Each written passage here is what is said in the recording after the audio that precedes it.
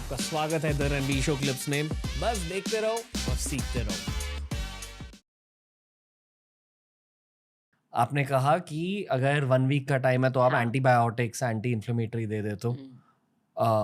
और कुछ कहना चाहोगे, क्योंकि मैं हाँ, पोस्ट पोस्ट नहीं, उससे पहले अगर आपको और भी टाइम है, जी तो मैं आपका अगर मुझे क्लिनिकली लगे, कुछ क्वेश्चन मैं पूछूँगी, कुछ एग्ज़ामिनेशन करेंगे, तो फिर अगर मुझे लगे हाँ, इसमें तो कुछ हार्मोन का गड़बड़ है। कैसे पता चलता? फॉर एग्ज़ाम्पल अगर लड़की में बहुत सारा बाल आ रहा है चेहरे पे, जो बाल नहीं आना चाहिए, तो हम टर्मिनल हेयर कहते हैं, मतलब थिक हेयर।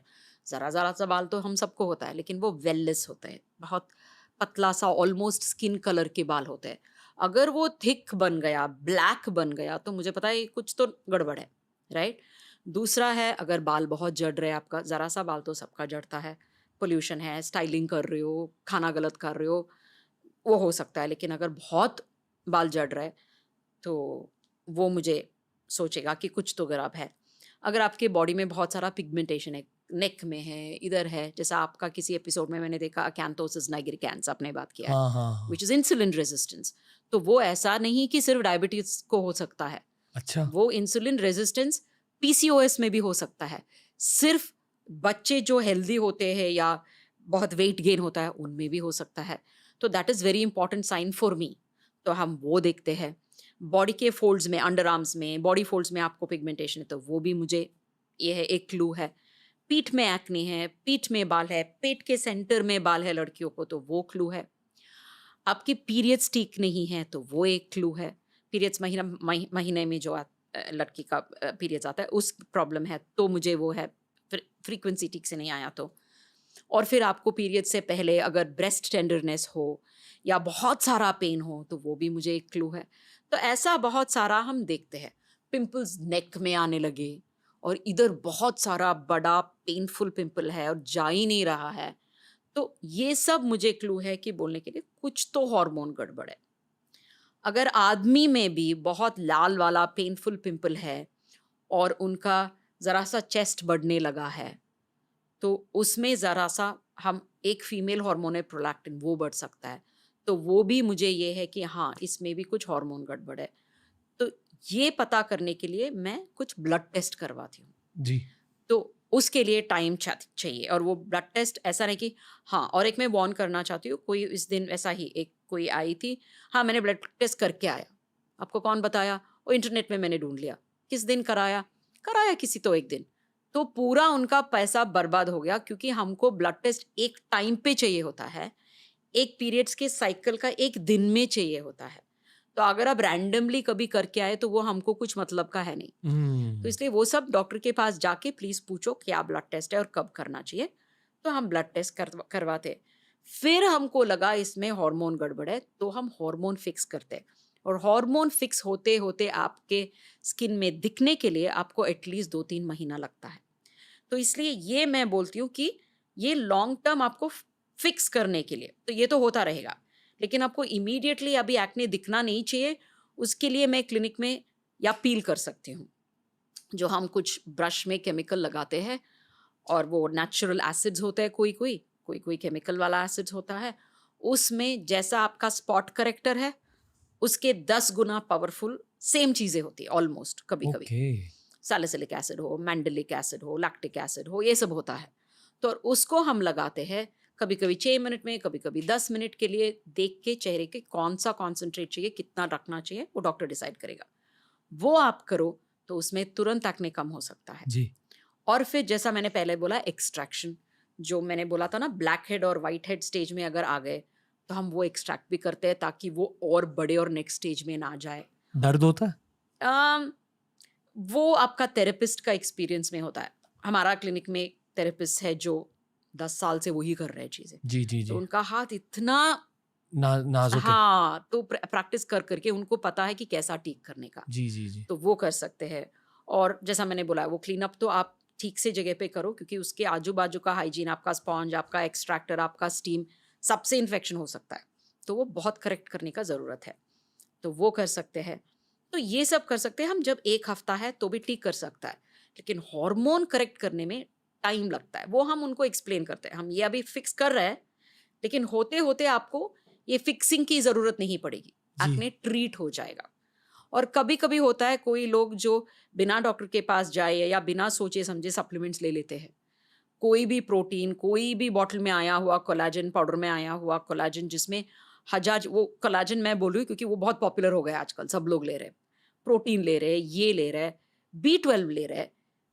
B12 एक्सेस होने से भी एक्ने हो सकता है। अच्छा। तो ऐसा है कि आप मत सोचो कि विटामिन है मतलब कुछ नहीं होने वाला है, जी। उसको भी सही मात्रा में लेने का है, सही तरीके से लेने का है। वो भी और एक चीज है आजकल जो बहुत पॉपुलर है, सब लोग बना रहे हैं, सब लोग सप्लीमेंट्स बना रहे हैं, गमीज है, पाउडर है, कोई तो एकदम पतला सा स्ट्रिप आ रहा है जो नीचे रखने के लिए, उतना होता ही नहीं है क्वांटिटी उसमें जो देना चाहिए आपको। तो ये सब आप सोचना पड़ेगा। ओके। जो आपने कहा कि लड़कों और लड़कियों के हार्मोनल प्रॉब्लम्स होते हैं, ऑब्वियसली लड़कों की बॉडी अलग होती है, लड़कियों की बॉडी अलग होती है। इन दोनों को थोड़ा सा ब्रेक डाउन करते हैं, क्योंकि मेरे ख्याल से स्पेशली लड़कियों में PCOS ना काइंड ऑफ वो एंडोक्राइनोलॉजिस्ट का प्रॉब्लम है, काइंड ऑफ गायनेकोलॉजिस्ट का प्रॉब्लम है, डर्मेटोलॉजिस्ट का और काइंड ऑफ डर्मेटोलॉजिस्ट का। बहुत सारे वीडियोस बनाए हैं हमने PCOS को लेकर पास्ट में। जो मैंने जाना है वो बेसिकली ये है कि एक फिक्स्ड रीजन नहीं है, जेनेटिक भी हो सकता है, डाइट भी हो सकता है, बहुत सारे फैक्टर्स है। PCOS एक ऐसी कंडीशन है जिसे लोग अभी तक समझ रहे हैं, साइंस ने भी पूरी तरह से समझा नहीं है PCOS को, द डिटेल्स ऑफ इट। पर एज अ डर्मेटोलॉजिस्ट जब PCOS की वजह से पिंपल्स होने लगते हैं, आपका प्रोटोकॉल क्या है? क्या आप एंडोक्राइनोलॉजिस्ट या गायनेकोलॉजिस्ट के पास भेजते हो? क्योंकि ये बहुत कॉमन प्रॉब्लम है, एटलीस्ट इंडियन मेट्रोज में, और आई एम श्योर कि पूरे इंडिया में भी। यस। तो PCOS has always been my pet subject. तो जैसा हम सोचते हैं ना, एक एक चीज में मैंने बोला डॉक्टर स्पेशलाइज करते हैं और कुछ चीज में उनकी इंटरेस्ट बहुत बढ़ता है। जी। तो मेरे लिए पिंपल, पिगमेंटेशन और ऑब्वियसली एस्थेटिक्स, तो ये तीन मेरा हमेशा पेट सब्जेक्ट्स हुआ है और है। तो PCOS मैं खुद ट्रीट करती हूँ, अनलेस मुझे लगे तो ये बहुत ही गड़बड़ है तो मैं एंडोक्राइन के पास भेजती हूँ। नहीं, और सिस्ट्स बहुत बड़े हैं तो ऑब्वियसली गायनेकोलॉजिस्ट के पास भेजते हैं कि वो सिस्ट को वो ऐसा ओपन करते हैं या निकाल देते हैं, जी, वो एक्सट्रीम केसेस है। लेकिन बहुत सारा PCOS ऐसा होता है, कभी कभी सिस्ट दिखता ही नहीं है अल्ट्रासाउंड में, जी। लेकिन ब्लड वेरिएशन होता है। सो PCOS is polycystic ovary syndrome. हम जब सिंड्रोम बोलते हैं उसमें बहुत सारा ऑर्गन्स और बहुत सारा सिम्टम्स आ जाता है, इसीलिए सिंड्रोम बोलते हैं उसको।